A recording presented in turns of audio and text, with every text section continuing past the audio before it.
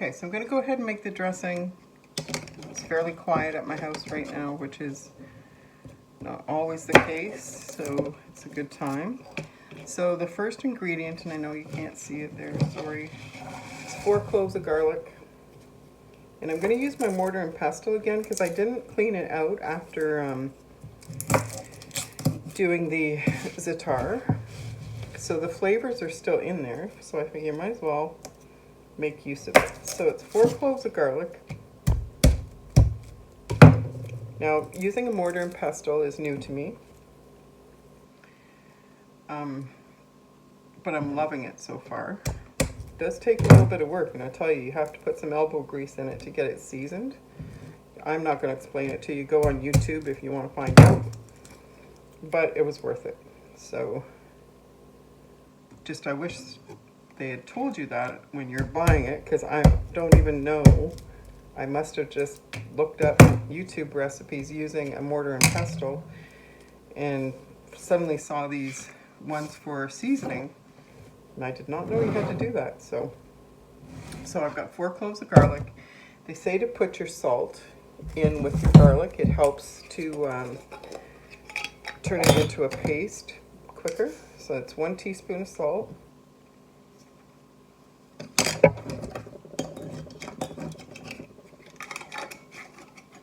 And I'm sure this is something I'm going to get a feel for because I don't think there's a science. Again, it's art, not science. Not all science. But if you start pounding it first and then start grinding and just kind of keep doing whichever you think it needs, in no time at all you're going to have this beautiful garlic paste.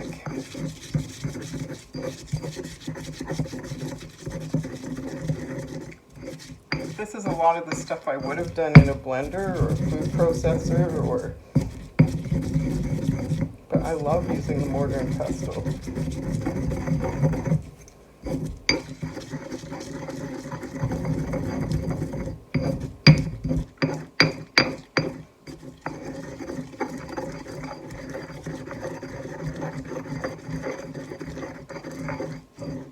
Oh, that looks really good. And then it's a teaspoon of za'atar, which is the spice that we made earlier. And again, I did not put salt in this, so I'm glad because there's salt in the dressing. And I really want the salt in with the garlic to help make the paste.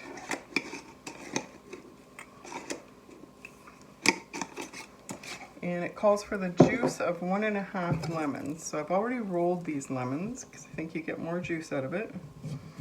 So it's a very lemony, very garlicky dressing.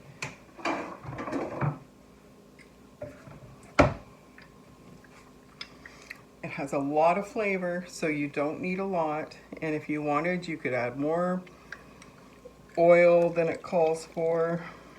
It was a Middle Eastern dressing, it said, which is why I chose it, because like I said, we were having curry chicken that night. This thing is a lifesaver. This is another Pampered Chef gem that was around when I started buying Pampered Chef for myself over 20 years ago. I think it was around then. I know I had one for years.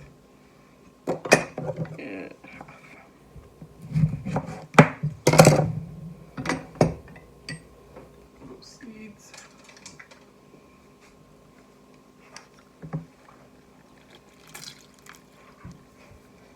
I mean, you really can't beat lemon garlic and salt. I put lemon in my water. That's what I'm going to do with the rest of this lemon and peels. So I'm just going to mix that up. All the ingredients down in that lemon juice. And then the only other ingredient is olive oil, and it's 1/3 cup.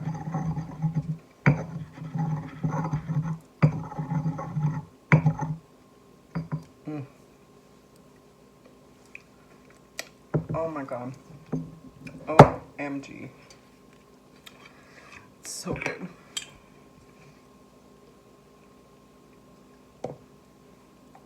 You could use avocado oil, you can use a combination. Another one I'd like to put in is some MCT oil, which is a coconut oil derivative.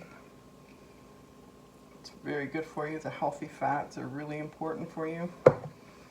And I'm just going to take a spoon, stir it all up.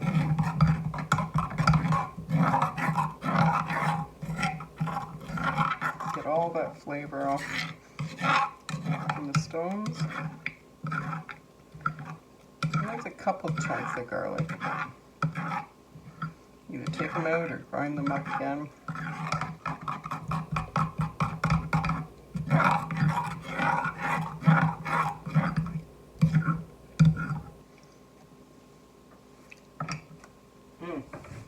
So I have a container for salad dressings. My hands do not work the same since I hurt my shoulder. There, I got it. So I'm just going to use the same funnel if I can find it, because no, I'm not. Alright, then we're just going to dump it in. Grab it by the bottom because it's heavy. Stir and pour.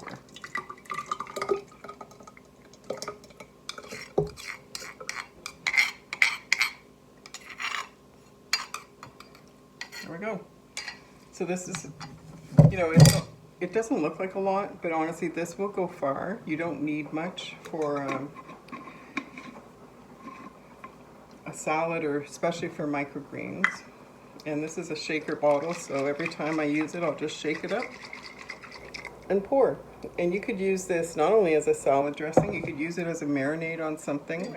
So there's a simple dressing, works great with microgreens. I've tried it, and yeah, so enjoy and branch out, experiment, go on Pinterest, find some recipes, get a mortar and pestle. You can buy cheap ones. This wasn't even that expensive, it was maybe 30 bucks. My son-in-law found a bamboo one in the dollar store for $2. Like, so if you don't want to spend a lot, you just want to check it out, that's a good place to start.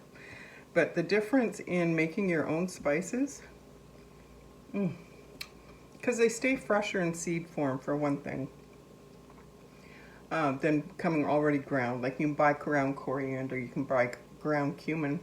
Cumin doesn't last long around here anyway, so that wasn't so much of a consideration. But coriander seeds, I don't, or even ground coriander, I haven't used a lot of it. So to buy it already ground, it's probably by the time between uses, it's going to be gone stale, where the seeds will keep fresher longer. And you know, I made that dressing, and or the za'atar. It's not a lot, but I only took a teaspoon for this recipe. So it's better to have a little and make it up as you need it, which this is going to last me a few times, especially now that I've found a recipe I like it in, and I'll experiment with other recipes. But anyway, experiment, have fun. Guys, sorry, but P.S. it makes a great bread dip. I just wanted to get the last little bit out of the mortar and pestle. Just rub some sourdough bread on it. It's amazing. It's so good. So you can use it for a lot of things. It's a pretty, yeah, versatile recipe. Try it. But you're gonna have to brush your teeth after if you're gonna kiss somebody, because it's really garlicky, which is probably what makes it so good.